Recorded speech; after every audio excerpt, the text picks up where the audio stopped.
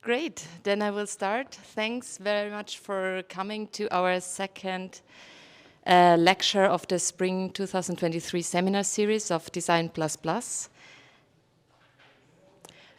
We already had one great lecture of Professor Eleni Schatzi, and today we are very lucky to have Professor Chris Salter here from ZHdK. For the ones who are first-time visitors of the seminar series, we have a YouTube channel. So in case you want to rewatch our lectures, you miss one, we will stream them on our YouTube channel where you can also find our other lectures. Quick welcome also from the team. So here you can see a picture of all the people involved. Vera is here, Danielle is here, Daniela, that's me, and Michael is also involved and assisting. Now I'm very happy to give you a short introduction to Professor Chris Salter. It's very hard to make it short because it's a really impressive CV that we have here. So Chris is Professor for Immersive Arts and Director of the Immersive Art Space at the Zurich University of the Arts, the ZHdK. He's also Professor Emeritus at Design and Computational Arts at Concordia University in Montreal, and former co-director of the Hexagram Network of Research Creation in Arts, Cultures and Technology. He's also co-founder of the Milieu Institute at Concordia. His work has been seen all over the world at venues such as the Venice Architecture Biennale, Barbican Center, Berliner Festspiele, Wiener Festwochen, ZKM, Kunstfest Weimar, Musée d'Art Contemporain, Müfferthalle, Exit Festival, and among many more. He is also an author of a lot of very interesting books. He's the author, he brought one book, I saw it already. So he brought his newest book, yes, Sensing Machines. Congratulations on that one. He also wrote Entangled, Technology and the Transformation of Performance, Alien Agency, Experimental Encounters with Art in the Making, and of course the book you saw now, Sensing Machines. All of the books are from MIT Press. So with that, I welcome you very much, and I'm very happy to hear your talk.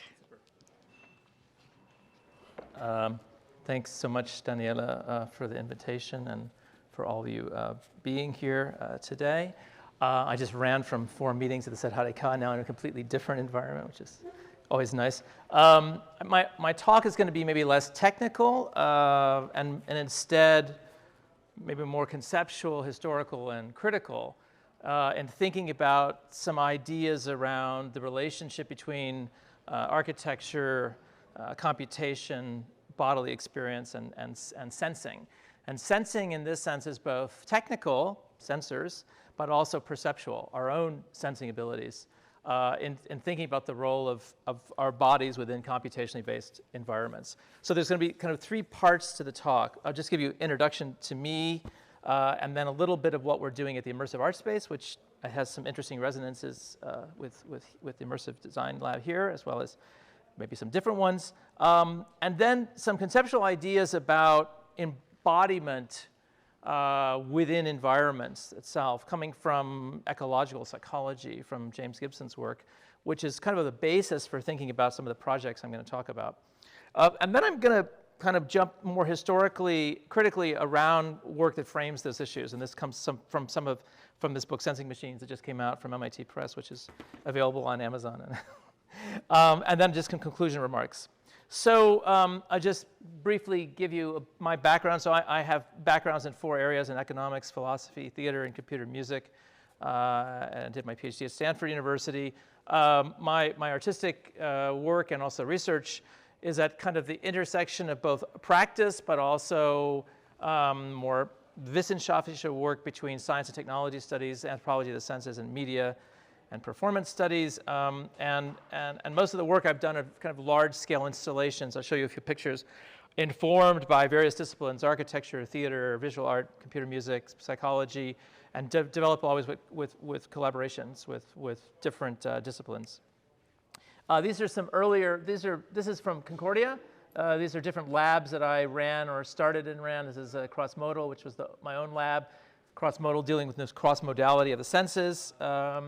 This was the Milieu Institute, which is a large-scale institute of 50 researchers across 4 faculties and 200 graduate students. And then this was Hexagram, which was a distributed research network among 8 Quebec universities, a little bit like the centers of competency here, but larger groups of universities and doing projects around the world at Ars Electronica and various things. And then these are some projects from the Venice Biennale. All these projects involve essentially this relationship between environments, as I said, bodies and perception. This was a project dealing with spiking neurons, spiking neural networks at the Barbican Center, big show on AI. This is based on Ian Xenakis's polytopes, which were actually very early light and sound spatial environments. First one done in Montreal in 1967. And then this is the most recent project, which I'll talk a little bit, called Animate, which is extended reality. So we're using pass-through augmented reality on a kind of fictional story about climate change and the behavior of these rocks that were within this real space in Weimar, the Kunstfest Weimar. I'll talk about this in a little bit. Oops, go back. Okay. So this is the Zurich University of the Arts. So this is the immersive art space, which Daniela has been to. It's a very large black box research space that basically deals with essentially research, teaching, and production in the area of immersive arts. What is that? We talk about immersion all the time.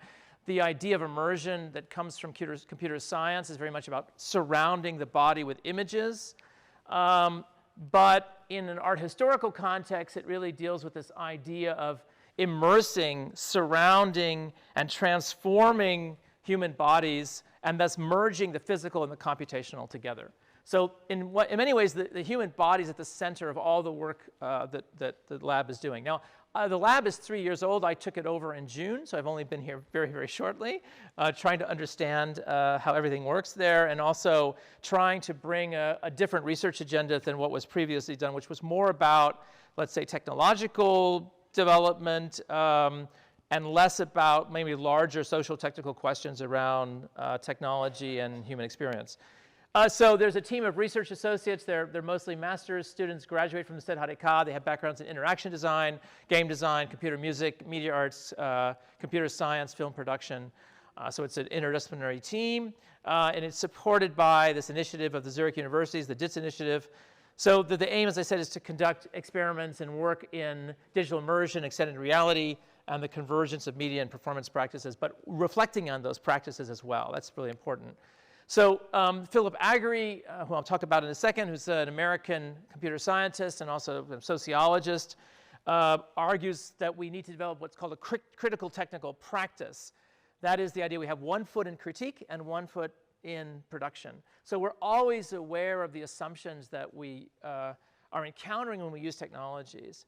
And so he says there's an awareness and a reflection on the hidden assumptions, ideologies, and values that underlie technology's design and use. So we tend to use technologies without thinking about where they come from, what kinds of biases they have in them, what kind of cultural understandings are produced by them, and so on. And this is a bit of a danger, especially within research environments where we're supposed to kind of push these technologies forward, but also question why we're doing these things.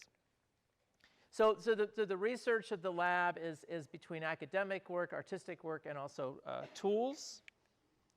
And what we're working on now is a kind of internal research program, which we're still trying to construct, on the idea of spatial computing as computational reason. So spatial computing is a term which has been arising in the last few years, which deals with how computers retain and manipulate the real environment, right? So the reference in that real environment are bodies and objects and space itself. So traditionally, computing is very much about, let's say, representations of what the world might be in code. But increasingly, as sensing and actuation is embedded within computing, computers have to deal with the real world and not the imaginary world of the machine. And that's very interesting when we deal with questions of what we understand as computing. The computing disappears, and you've heard of the term ubiquitous computing that emerges from Xerox PARC in the 1990s, which was a research program on basically making computing disappear into the world, basically. So Mark Weiser, the inventor of that program, was working on the Office of the Future for Xerox. But now, of course, this idea of sensing embedded out in the world and sensing everything around it is commonplace. Now, here's something very interesting about this idea of spatial computing, and it comes from a very interesting essay by Philip Agri from 1994 called Surveillance and Capture, Two Modes of Privacy. So we're thinking a lot about the question of privacy. Everybody knows AI systems and essentially all these electronic systems are invading our daily lives. So Agri, very early on, actually starts to try to understand what does it mean to track something, an object or a person. And he distinguishes two models. And the reason I'm telling you this is because this is a little kind of a background politically for what I'm going to talk about. So the first is this idea of surveillance. And we all kind of understand what that is. Surveillance is centrally driven. It's built on visual metaphors. Many of you have heard of the panopticon, Jeremy Bentham's idea of a prison that would reform prisoners by creating a guard tower in the center and then having the prisoners around the periphery so they could always be watched, but they could never watch the watchers, right? And so we tend to think that we're walking around in a surveillance society carrying these phones that are constantly surveilling us or, public space and so on. And it's also based on a very political idea of surveillance, that governments institute surveillance. Corporations, for Agri, are kind of a part of the government. Now, the capture model is very different. The capture model is based on this idea of, it's a linguistic metaphor, and it takes its prototype as reorganizing activities, work activities predominantly, which is what he focused on, to allow computers to track these activities in real time, okay? So capture is built on this very interesting idea, what he calls grammars of action. And these grammars of action are essentially sequences that are built up into the computer, forms of representation for the computer to understand something about the world. And these grammars represent specific organizations of activities. So for instance, one grammar of action is how to track an object over time. And so basically you have to write the rules for what that is. I mean, it's an algorithm, but it determines certain ways in which an object is understood, captured by sensors, understood by the machine, tracked, and then how that data is organized. And it's interesting because, of course, from a point of resistance, you could say, Agri says the system can track only what it can capture. And it can only capture information that is expressed within this grammar of action. So the machine can't capture anything that's not coded to capture. So there's a lot of interesting ideas here. But basically in capture, he says we encounter activity systems that are thoroughly integrated with distributed computational processes. Okay?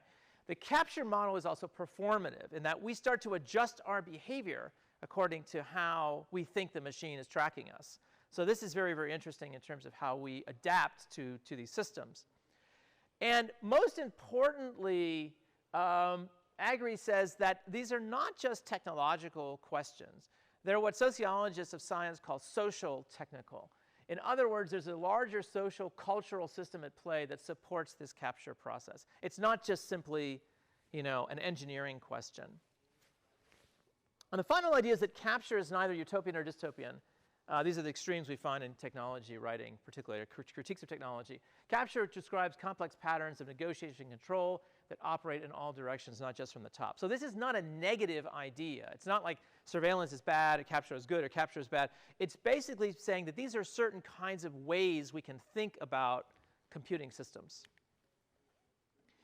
So what we're trying to do in the immersive art space is explore how machines organize spatial activities in the world that involve humans interacting with their environments through different activities. And those involve embodied play, people coming from game design. So for instance, how do we design interfaces which are not simply based on controllers from Meta, but actually based on voice or movement or speed of gesture. Social interactions, I'm going to talk about proxemics in a second, like what is interpersonal space, how do machines understand that, body language, gesture, non-voice verbalization, and other kind of performative situation. So we're trying to understand this relationship between machines and human bodies in their process of organizing each other. So here's a project that's going on from Florian Brugesser, who's a researcher in the lab. This is using machine learning to convert 2D video into volumetric animation. I'll just run a little bit that's in the background. And this is quite fast. It's not real time, but it's quite, so basically you have an input. Basically, you could do this with an iPhone. It does pose estimation for each frame. It extracts the location and pose of the person. And then essentially it segments that information that separate the human from the background. This is all kind of computer vision things. And then it reconstructs that into essentially a 3D model. So you can go from 2D to essentially 3D, which is a very interesting, and as I said, quite fast in terms of the processing. It's not, as I said, real time, but it's quite fast. We can scan a body in 2D, and within about 12 to 15 seconds, that body can be not only captured and mapped, but also rigged, animated in real time. That's one project that's going, that we're developing kind of large-scale installation on right now, which we're going to test if you're interested in May with the public. Then starting to work on a project on racine proxemics. So proxemics are coming from Edward T. Hall, anthropologist in the 1960s, who basically, sorry, I'm running fast on this, who basically developed these different ways of understanding distance, between interpersonal distance. So there's intimate distance, which is very short, it's 15 to 45 centimeters. It's very, very close. Usually your closest friends or your partners are in that. Then there's personal distance, which is by 1.22 meters. Then there's social distance, and then public distance is like 6 meters. That's the furthest. So how do machines understand this? There's a lot of work right now on how robots and humans understand each other in terms of proxemics. Not a lot, but some work in machine learning and classifying these distances. But there's very little work on actually humans, which is interesting coming out of COVID, where you'd think like, they were trying to monitor people getting close to each other. The thing is, in COVID, there was established arbitrary distance of, 2.5 meters, not these social distances. And this is interesting. So we're trying to set up a system with light to track people in a room and see that they can understand these distances. The closer they get to each other, the less accurate the system is. The further away, the much more accurate the system is. So we're trying to explore that a little bit as well. Okay, I keep using the mouse because I'm so used to it. So, and then the final is this Animate project. And so Animate, as I said, so this is a theater production. And these blocks are evidence. So this goes from virtual reality to and what happens is that these blocks are calculated in real time.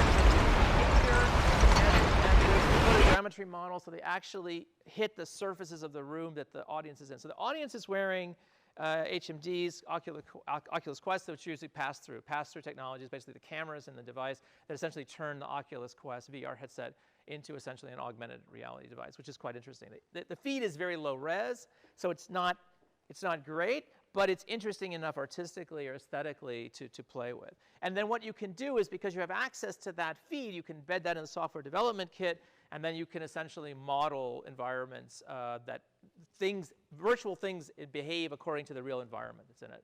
So this is actually very interesting because things like the HoloLens, which I know people have used here, is of course very expensive. It has a low field of view. With the Quest, you have a rather immersive full field of view.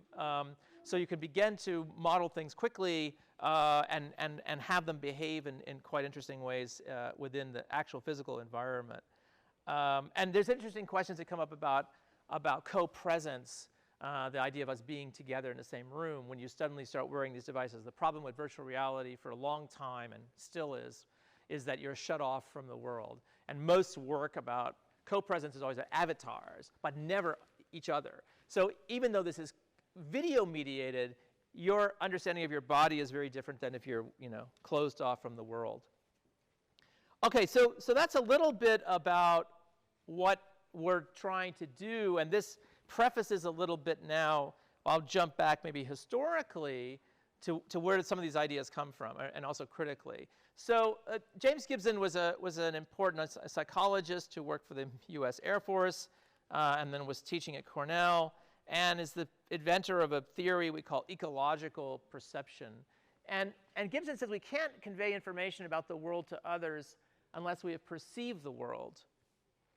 And the available information for our perception is radically different from the information that we convey. And what does that mean? Well, I'm going to talk a little bit about this idea of ecological perception.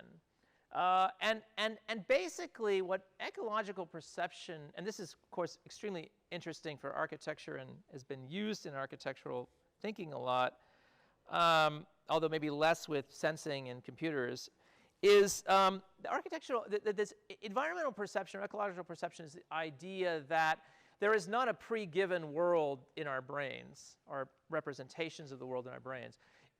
And we're not just separate from the environment. So I'm going to give you 6 ideas that come from this work on Richardson on ecological perception. And this kind of prefaces a little bit then of the general, let's say, philosophical frame I'd like you to think about. So the first idea is that organisms and environments are not separate from each other, right? So, and the analysis, the unit of analysis that we understand our relation to the environment is one where these two things are coupled, tightly coupled. So Gibson said, quote, "Animal and environment make an inseparable pair. Each term implies the other. No animal could exist without an environment surrounding it. Equally, although not so obvious, an environment implies an animal, or at least an organism, to be surrounded." So these things are mutually dependent on each other, the organism and the environment. So we don't think about us separately perceiving entities. We think about this relationality of interaction. Okay, that's the first idea. The second idea, and this is probably Gibson's most important contribution, which you've probably heard about, is the idea of the affordance, right? So what is an affordance? Well, basically what Gibson says, surfaces, substance, places, objects, and events in the environment are opportunities or possibilities to act on, okay?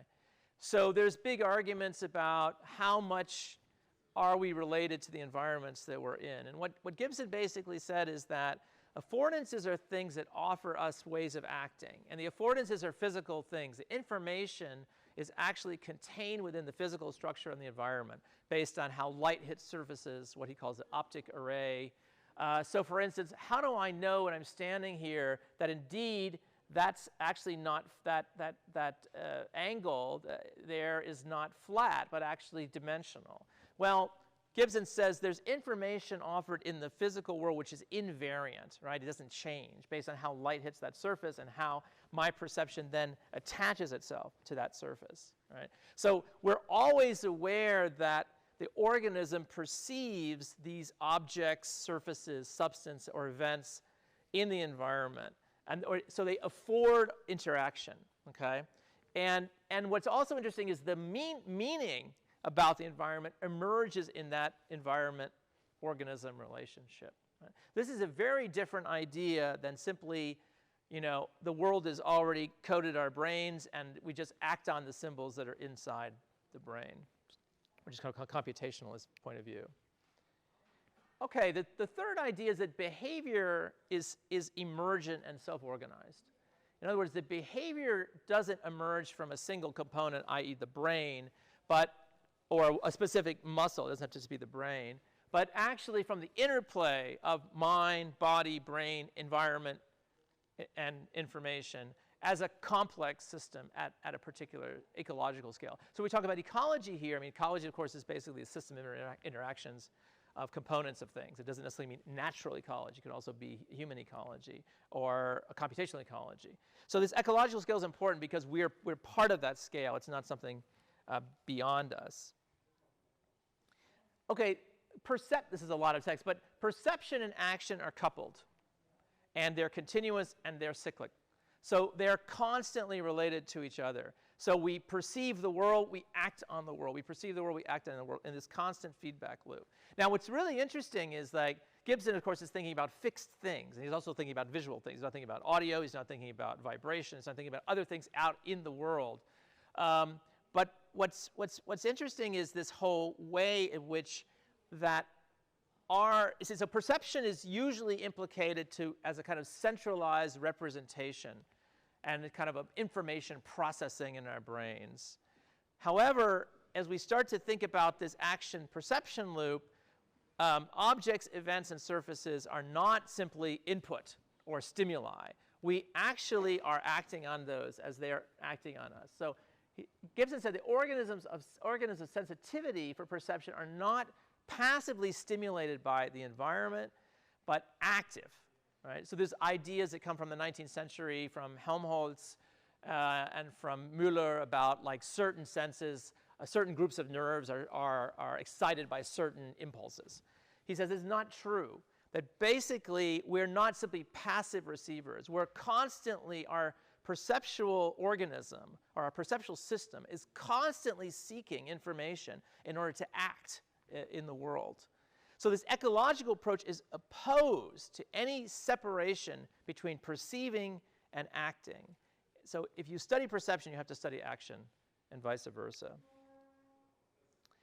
And then perception is direct and specific. So this is what I said a bit earlier, that what Gibson means by specification, by specific, is that there's a specific relation between patterns of energy out in the environment, the way light works, the way, and how the organism perceives that. So that's a one-to-one correspondence. There's a direct way we perceive the world in that accordance. So information is these specific properties in the world, not just what's on the retina, but actually what's also out in the world. So there's this relationship between those things. And so the agenda for ecological psychology is based on identifying sources of information out in this world we call the physical world, and basically it's usually analyzed, like how does light hit a surface, how do we detect that, and so on. And there's constraints based on the physics of the world.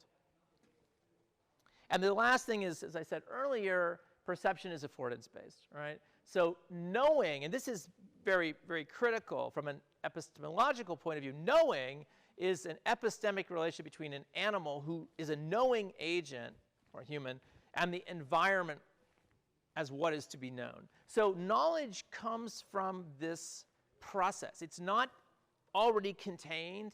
It's not already pre-given. It's not a priori. It actually comes from this action and perception loop. So Gibson basically says to perceive is to perceive these affordances. In other words, the opportunities to act in the environment. So this is, I think, very important when we start to think about environments that also have some forms of perception also built in terms of sensing. So if action and perception and interaction are related, how do we interact in environments that sense themselves? Okay, so that's my question. And in order to answer that, I want to go back now historically. I just jumped way fast.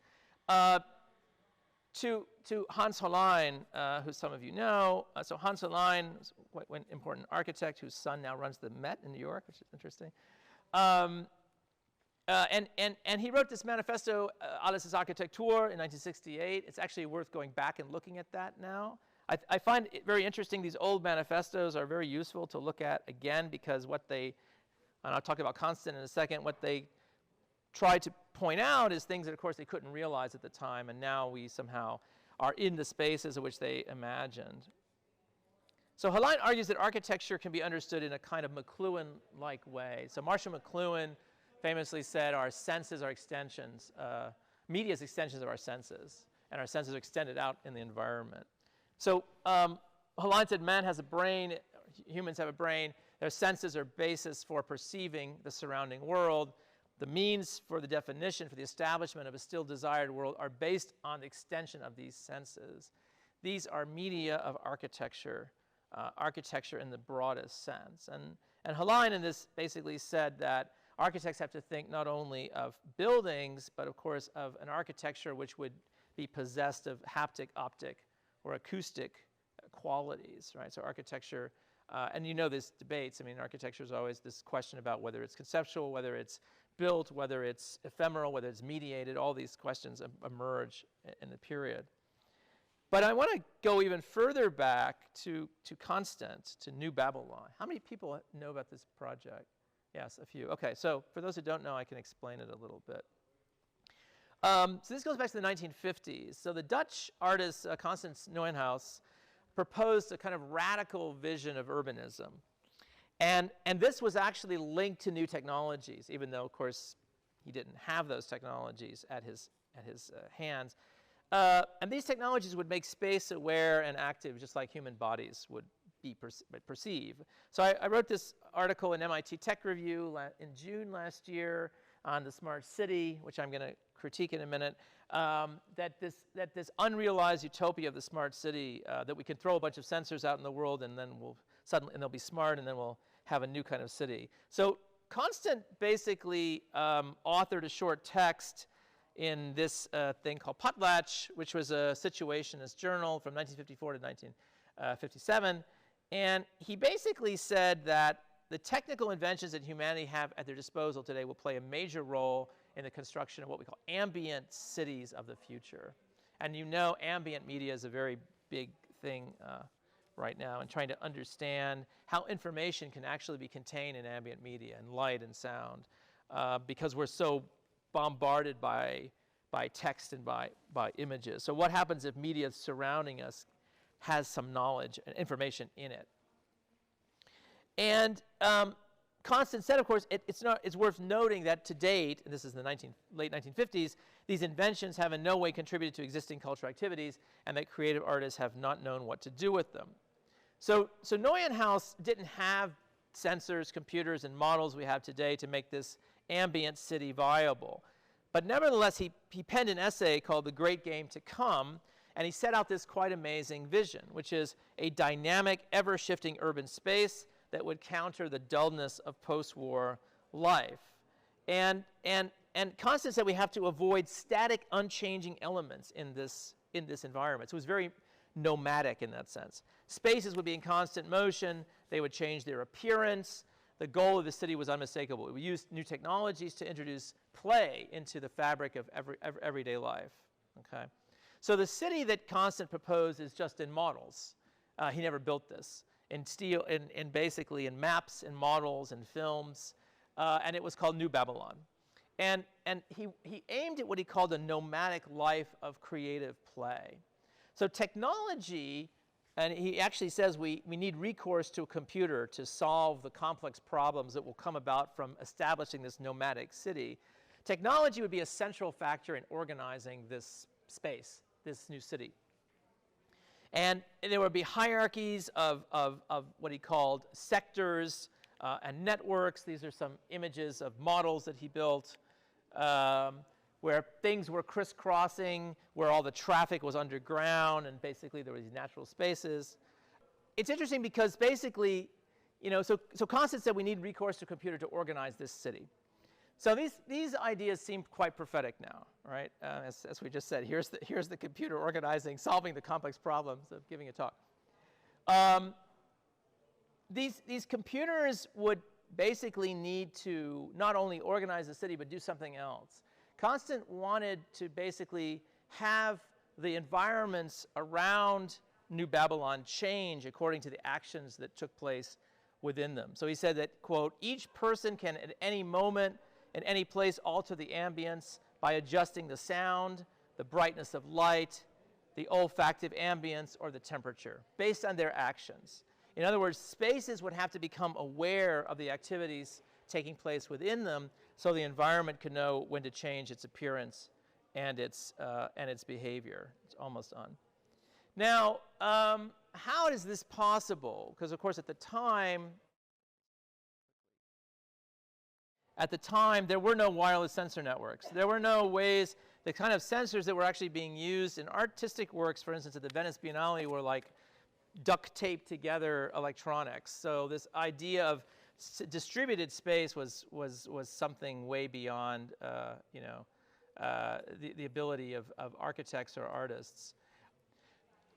So as I said, this environment would be something that would constantly change. Now, this, of course, is an idea that was arising in the 1960s in architecture, and some of the things I'm going to mention so there were many architects, so of course Hans Rucker in Austria, Kolb Himmelblau, Archigram, John Fraser, Cedric Price, Kurokawa in Japan with the Metabolists, who were all interested in setting out these kind of visions of environments and cities that would react to their surroundings. So, for instance, this is a project from Kolb Himmelblau, famous project called Astro Balloon, which they re-realized at the Venice Biennale also in 2008, which featured an environment that visitors could enter into, a kind of inflated environment.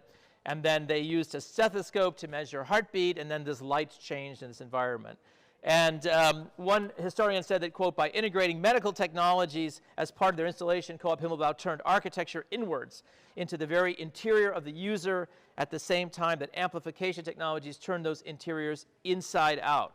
So heartbeats were registered, broadcast, and externalized. So there's a lot of work, of course, now about externalizing sensing, right, and then into the environment. So now, where does all this come from? These of course, were basic, ideas that were not realizable. But what most of these architects didn't know is that actually the U.S. military was developing the technologies at the time that would enable these smart cities to happen. So for instance, so this is an image from Project Igloo. So during the Vietnam War, the U.S. Army, funded by the Department of Defense, the DARPA funding, set out to fund what they called a information or electronic barrier. This was an idea from Robert McNamara, the U.S. Defense Secretary at the time, called McNamara's Wall.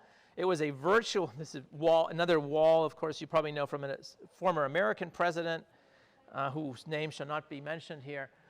But the idea of McNamara's Wall is to create a virtual fence where wireless sensors would be dropped from the air, 25,000, and they would monitor essentially the ground. And this was on the Ho Chi Minh Trail. And the Ho Chi Minh Trail, of course, was where the North Vietnamese constantly could transport materials, equipment, tanks, to the armies in the South. So and the U.S. couldn't understand why it was that they were constantly the South Vietnamese army would get new supplies. And it was this Ho Chi Minh Wall was very sophisticated in how it was built, and under constant, people disappeared. And then, so what they tried to do is essentially drop these sensors to monitor the vibration of tanks moving through the space. And they even wanted to monitor things like urine from soldiers, and other kinds of seismic movement in the environment. And then basically these wireless sensors would send signals to reconnaissance flights, and these reconnaissance flights would start bombing this area. So this is the origin. And then there was an earlier project called SOSUS, which is an underwater hydrophone-based sensor network. So this is where these early sensor networks, of course, come from. They come from the US military. In the 1980s, since the 1980s, there's been a huge amount of research funding on distributed sensors. And distributed sensor networks, you probably know, are essentially clusters of sensors that are independent, and then they send data to essentially sinks or specific collection points, and then they send that to machines to analyze things. So these are kind of distributed surveillance models, essentially tracking and surveillance.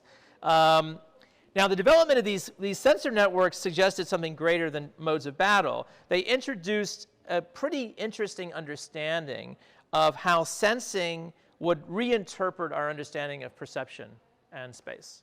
And this is what's quite interesting, that these military distributed sensors essentially would create new paradigms of smart computing. So smart sensing, ambient intelligence, pervasive computing, persuasive computing, embedded computing, sentient computing. These are all the terms that have been used over the last 15, 20 years to describe how physical spaces might become aware like human bodies. So this is interesting. We start to think about what happens when technologies start to take on the qualities or the actions of human bodies, particularly from a sensing mode.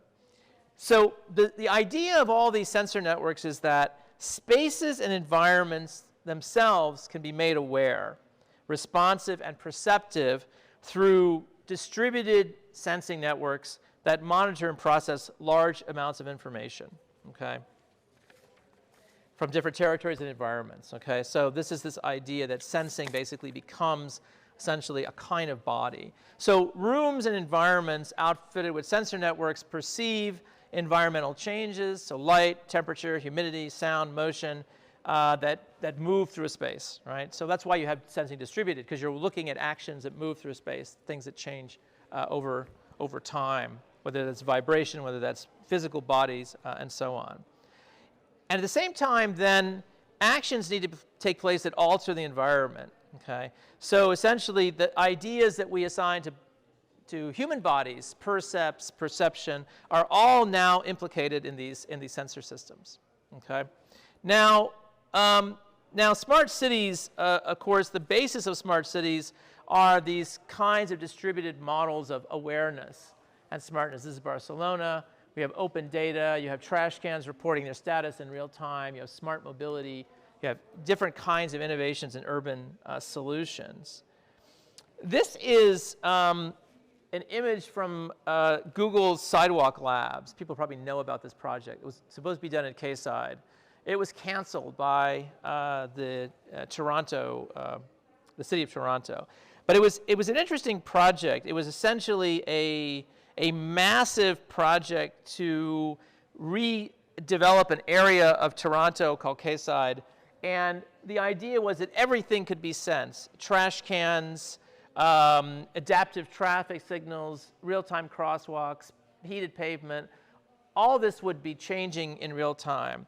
But the city, of course, Google, who owns Sidewalk Labs, canceled or said that they canceled the project because of the economic uncertainty after COVID. But why it was really canceled was basically massive discussions among the populace of Toronto in many surveys and in town halls, who basically said they did not want a massive corporation essentially extracting data from the entire city. Okay? Because essentially what they called this thing was a massive kind of data collector. Okay? And so this neighborhood of the future with flow monitors, water quality sensors from storm water management, sensor monitored pneumatic trash chutes that measure volume and weight of refuse, agricultural centers that monitor plants and trees and moisture, air quality sensors, sensors on street poles, on traffic lights, for parking spots, for traffic management. The entire city, or this part of the city, was supposed to basically be sensed, right? And people basically said, well, this is fine in some ways, but on the other side, this is a massive data sale to a private corporation, right? And so the project was canceled. So this would have been kind of the world's largest surveillance city, as opposed to smart city. Now, I'm going to end. So what I try to put forward is kind of three ideas. The first is that architecture, as we know computationally, becomes no longer about essentially, it's not just about manufacturing processes, it's also about the relationality of interaction of human bodies in those spaces. And that's something we have to take into consideration. The second is we have to really think about what kind of model of human are we talking about? What is the interactor in this model, in this system? And how do we understand interaction? Especially because we're human bodies, we're walking through the city, we're reacting to the environment, we're adjusting our behavior, we're perceiving and we're acting in that model. So the human in the loop is very key to this whole discussion, which is, of course, Daniel is working on, but I'm sure others are as well. So and the third idea is that we then have all these technologies that try to sense and make sense of the environment. So how do we start thinking about these things in relationship to each other, rather than saying, okay, we know these sensors will gather this kind of data, and we can process this kind of data, and then things will get great, it will be better. We have to understand how humans are related to these systems. I'm going to present you with a final kind of crazy idea, which is from two architects, well, one architect, Arakawa and Ginz. And what's interesting about this is kind of a provocation, okay? And Arakawa and Ginz thought about this idea called architectural body.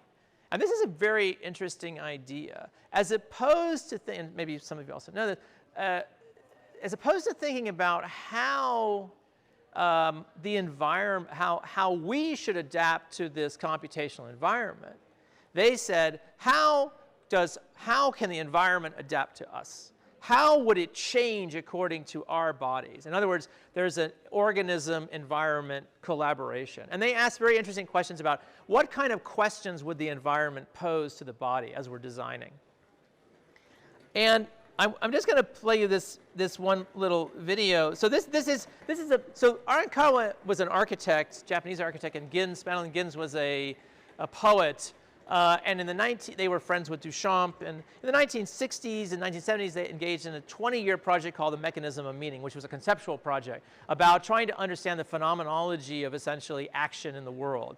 And then, because Arakawa was an architect, they tried to think about how to realize that in architectural form. And they only realized 3 buildings in Japan and 2 in the United States. But their ideas are still, I think we haven't really understood what they were after. They were after a really crazy idea called reversible destiny. And reversible destiny was the idea that architecture causes us to die. What does that mean? Well, they basically said that death for them is sensory routineness. That as our bodies change and get used to environments, that we essentially die. And so their concept was, how can we design environments that constantly cause our bodies to reorient themselves in space and time, kinesthetically, proprioceptively, haptically, so that we do not fall into routine. And it's very interesting because the project I'll show you, a lot of psychologists, cognitive scientists, rehabilitation therapists have gone to try to understand what they were after. Now this is a very grainy image. This was a huge park they realized in Japan, in Yoro. And I'm going to just show you as a conclusion this thing. This is a nagi, and I'll show you this video from the woman who's running the kind of estate. They both passed away in the mid-2000s.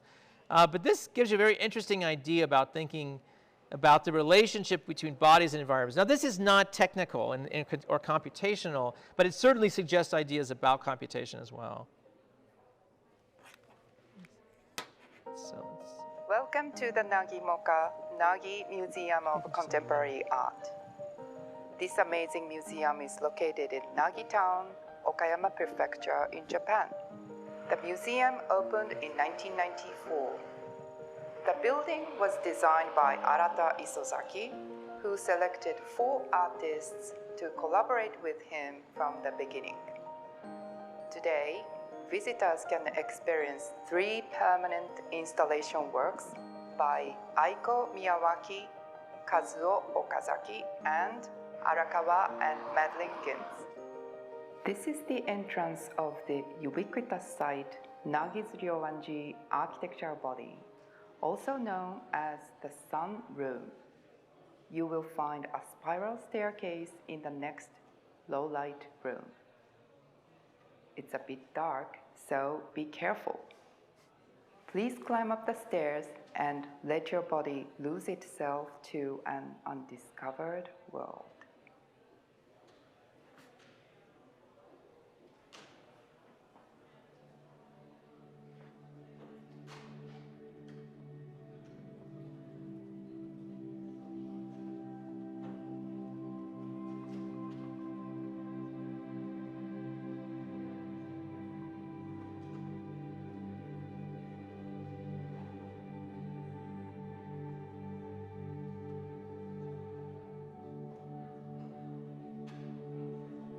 So this is the room you emerge in.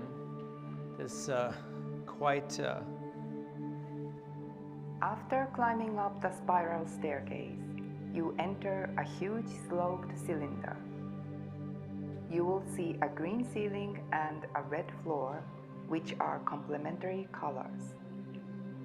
In the space, there are a pair of seesaws and pull-up bars. One is life-scale, and the other one, which is attached onto the ceiling, is 1.5 times bigger. You can of course play with the seesaw and iron bar on the ground. You might wonder, how could I also play with the ones attached on the ceiling? Then you will realize that 2 replicas of Ryoanji Temple's famous rock garden are placed on the curved walls, giving visitors a bird's-eye view of the scenery. You would never be able to see the rock garden from this angle at the real Ryoanji. Here, you start feeling as if you are flying above the rock garden. You are standing on the floor, but the floor is not flat because you are in the sloped cylinder. All of those architectural elements make you feel a sensation of weightlessness without using virtual reality technology or any other electronic machines, but just by changing your bodily perception. Arakawa and Ginz believed that architecture has a huge potential to change the circumstances of our lived space, or kehai as we say in Japanese, our living atmosphere. So I like this idea of living atmosphere. It's very interesting. So as this is what Arakawa and Ginz say, as if magnetized, the body moving in veering, unbalanced balance loses all sense of identity, or casts the little that remains of its identity as a person outside of itself. If the body proper loses its bearings within this symmetrically organized container, it is up to all the landing sites arrayed through the entire interior of the cylinder, plus the visitor's body proper, functioning palpably in combination as an architectural body to institute new sets of bearings. And so this idea of a landing site is that there's things in the world that our perception lands on. And that's how we orient, that's how we move. And even though they say, this is not virtual reality, I think there's an interesting possibility now to push this further within, as we go into more computational, extended reality environments. Thanks.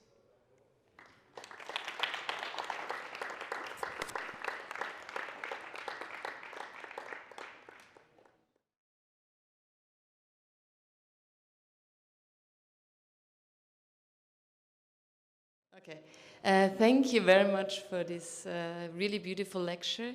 I would open the stage now for questions, so if anyone has questions. Otherwise, I will ask the first question. I mean, I deal a lot with a lot of questions that you were raising. So this idea of how we can implement human actions in computational models. And I mean, especially in architecture, and if you look at anything related to human-machine collaboration or augmented and virtual reality, it's all these questions that we face continuously. It's like, what does it mean that we wear these devices, and at the same time, how can we, especially as architects, design with it? And the most difficult questions that I was always facing is that you work with two different knowledge systems, right? So you work with a metabolic body that works entirely different, and then you work with a computational model, which has an entirely different way of communicating information and data. And also a physical model too. Exactly. I mean, So my question is a bit in this direction. Did you encounter already kind of what were the most inspiring ways to deal with this dialectic situation that we are facing, especially when we have these two, we try to bring these two agents in one system interacting? Yeah, that's a great question. I'll give experience from computer music. Which is also one of the problems with computer music, has similar problems with computational architecture, is that there's these brittle models. I mean, computing is very brittle. It's not supple, it's not physical, right? So of course, there's long histories in sound synthesis of modeling instruments. And there's physical models, and physical models try to give the computational model the physics of the world. So so one of the problems is that music is a very embodied process, just like moving through space.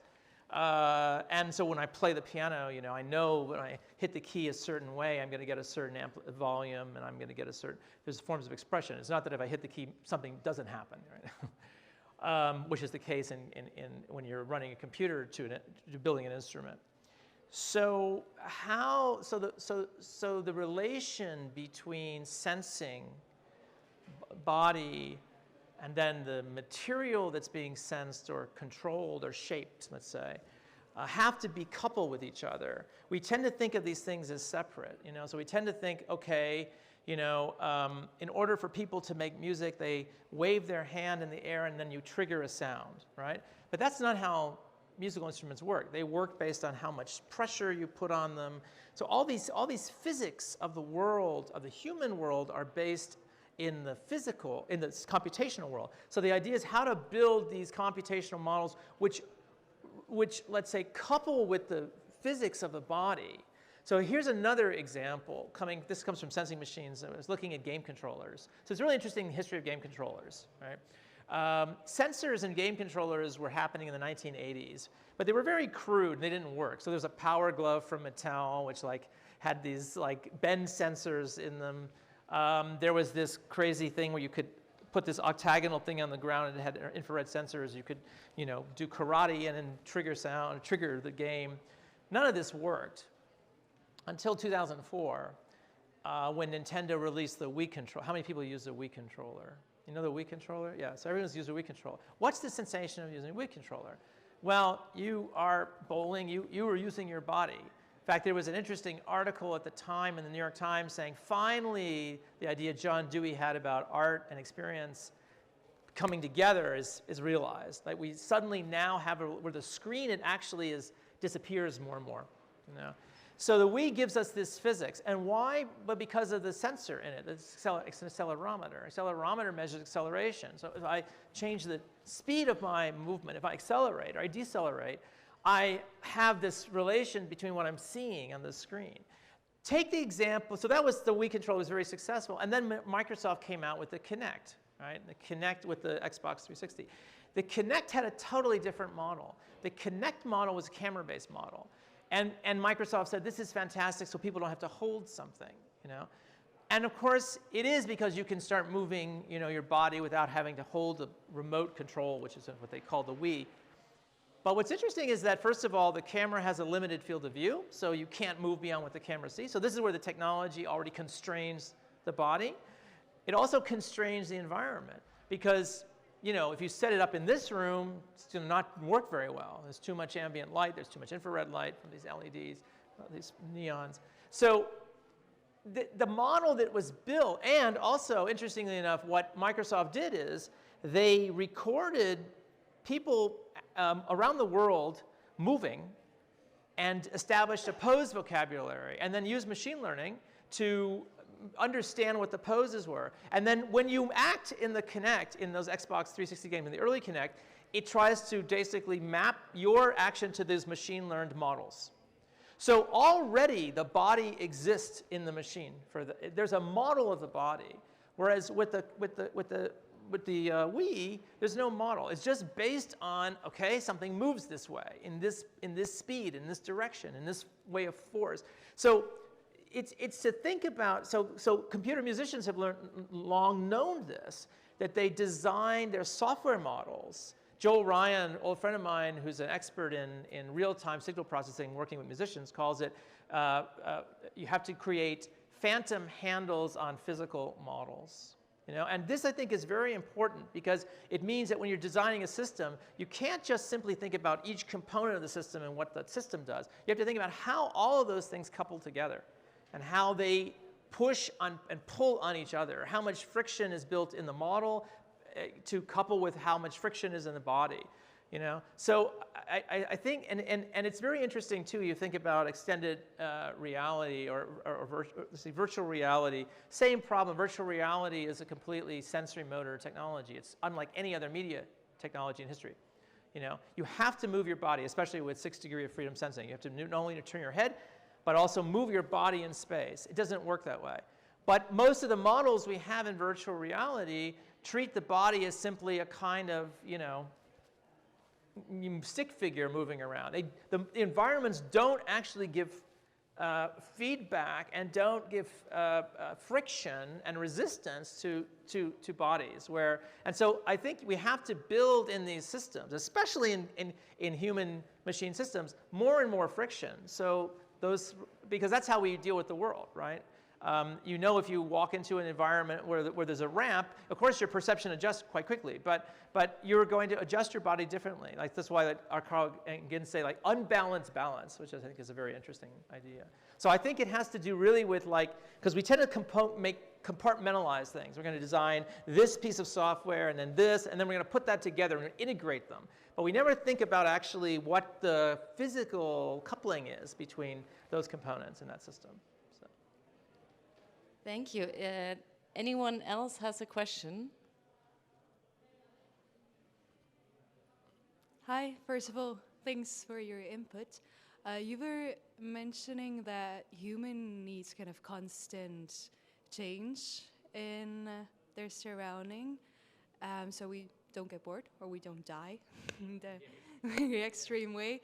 How far do you see immersion going, or how far should we as humans immerse ourselves? Yeah, that's also a really, maybe we'll have a good apero and talk about that. But I think it's a really interesting question because, so one of the main researchers in augmented reality, Ronald Azuma, says the biggest thing we will face as we have these more mixed worlds, and I mean, you know, they're coming. You know, I'm not a technological determinist, but you know, they're appearing very quickly. In fact, Apple is supposed to in June or July release their thing that costs $3,000 US, and now they're wondering if they should do it or not.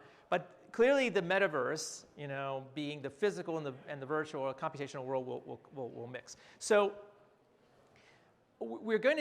so Azuma basically said that the biggest challenge we have is how do we remain in the real world while at the same time we're dealing with these computationally generated worlds. And that's a huge question nobody knows how to answer.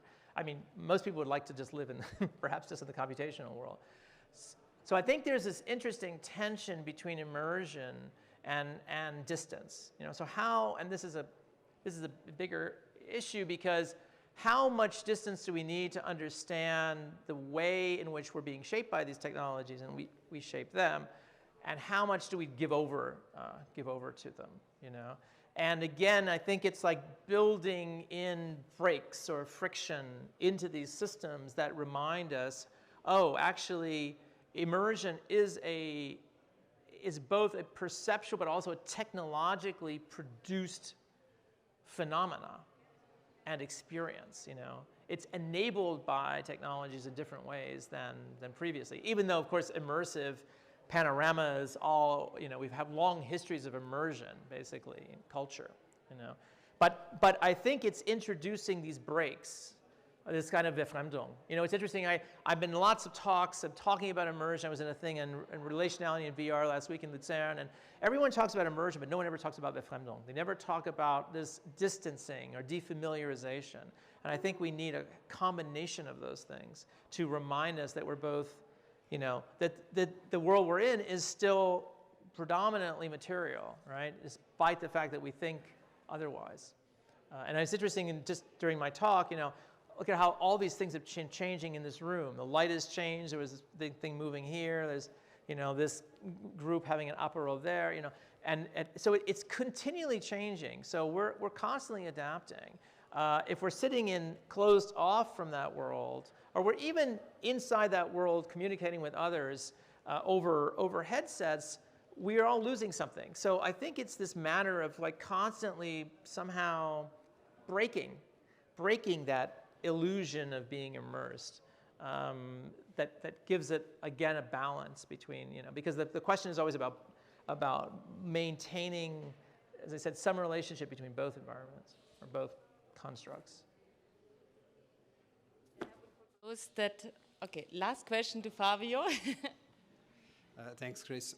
I was wondering, when you during the lecture you started with you know, the 50s basically, so we're clearly technologically the thing was not here, and for sure not devices that would give us the illusion of reality.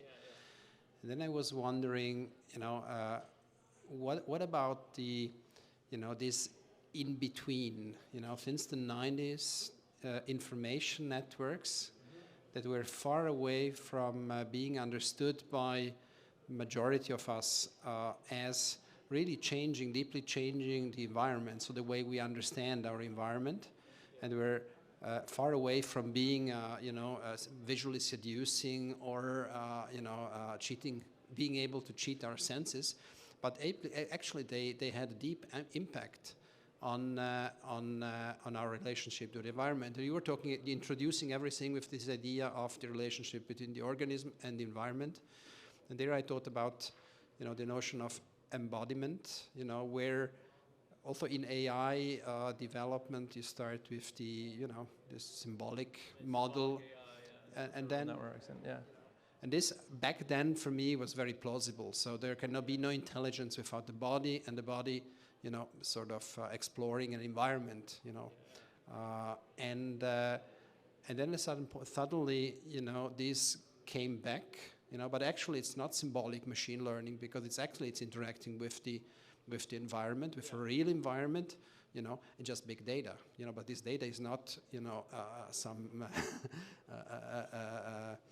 you know, artificial thing. This is the reality out there. Produced, yeah. How do you think about this? How important is the visual and the senses? Because in our brains, you know, we map this thing together, and we cannot, you know, we have to do it all the time, you know.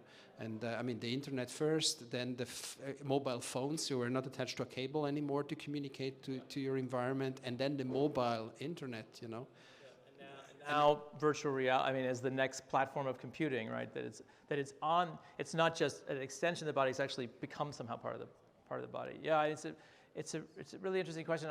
And you're right that, of course, like in the 1980s, 1990s, of course, the technological infrastructure is transformed, right? It reshaped architecture from how you could model things to basically implementing mass scale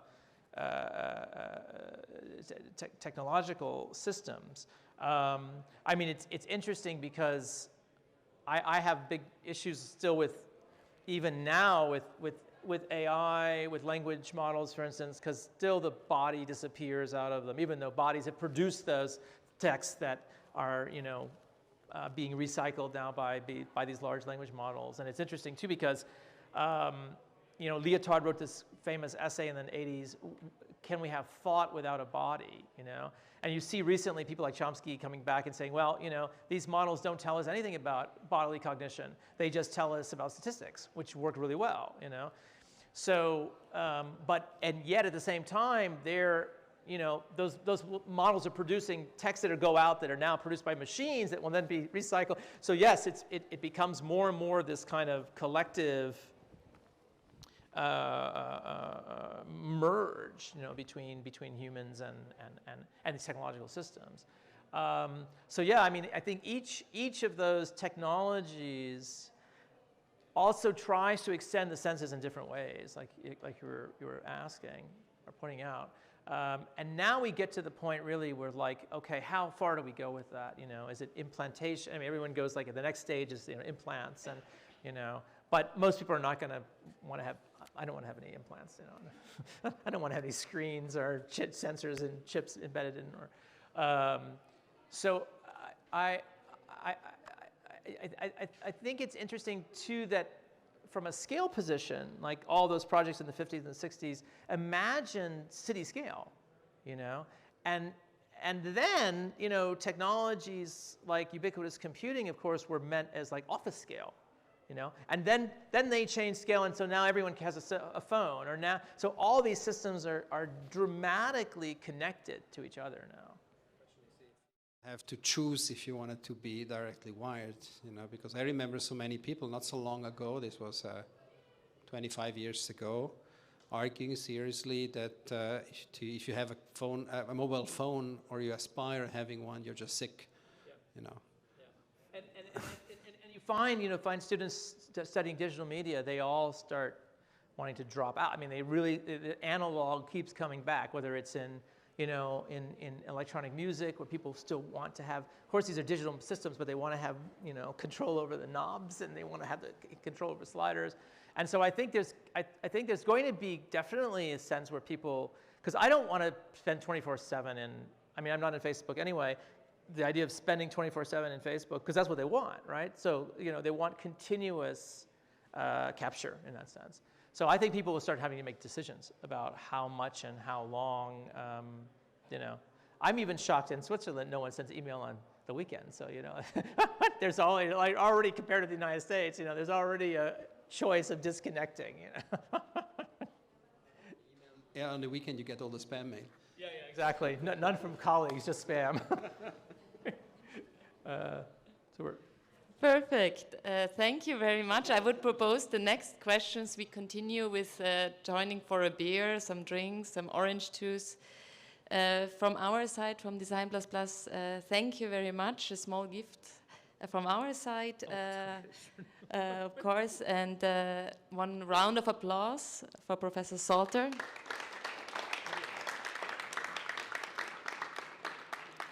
And I will use this chance to quickly also tell you about our upcoming talk, Damian Jovanovic, who will actually talk only about the virtual space, so the complete disconnect to the physical. And he will talk about games and world making. So his work is on virtual reality and avatars in virtual reality, and the idea of a purely virtual avatars and how they could live in the digital without us. So in the next one, the physical human is disconnected.